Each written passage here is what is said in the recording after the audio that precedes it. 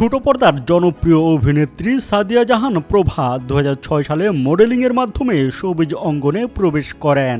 ইফতেখার আহমেদ ফাহমি পরিচালিত loss project নাটক দিয়ে অভিনয় যাত্রা শুরু করেন তিনি। এরপর 2 দশকের ক্যারিয়ারে অসংখ্য নাটক ও বিজ্ঞাপনে অভিনয় করে পেয়েছেন ব্যাপক জনপ্রিয়তা।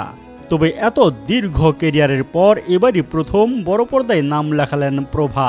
সরকারি অনুদানের 2টি সিনেমায় কাজ শেষ করেছেন তিনি। অভিনয়ের পাশাপাশি সামাজিক যোগাযোগ মাধ্যমেও সক্রিয় থাকেন প্রভা। তবে সম্প্রতি একটি বিষয় তাকে ক্ষুব্ধ করেছে।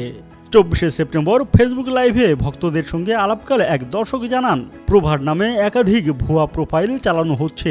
এ প্রসঙ্গে প্রভা বলেন, হ্যাঁ, অনেকে ফেক আইডি দেখেছি, কালকেও একটা দেখেছি। ওই আইডি থেকে আমার ছবি সহ পোস্ট দেওয়া হয়েছে, লেখা হয়েছে আইডি রিচ কমে গেছে, সবাই কমেন্টে সাড়া দিন। এগুলো মোটেও আমার নয়।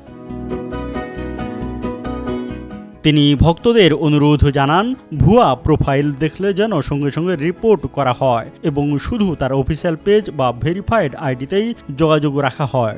অভিনেত্রীর ভাষায়, আমার নামে খোলা কোনো ভুয়া আইডি থেকে যদি রাজনৈতিক মন্তব্য, দেশ বিরোধী কথা বা অর্থ দাবি করা হয়, সেটি একেবারেই আমার কাজ নয়।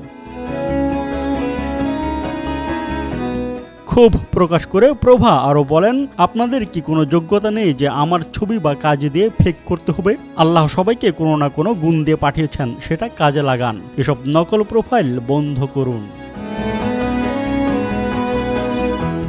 প্রভার এই স্পষ্ট বার্তায় ভক্তরা ইতিবাচক প্রতিক্রিয়া জানিয়েছেন এবং ভুয়া প্রোফাইলের বিরুদ্ধে সচেতন থাকার আহ্বান জানিয়েছেন।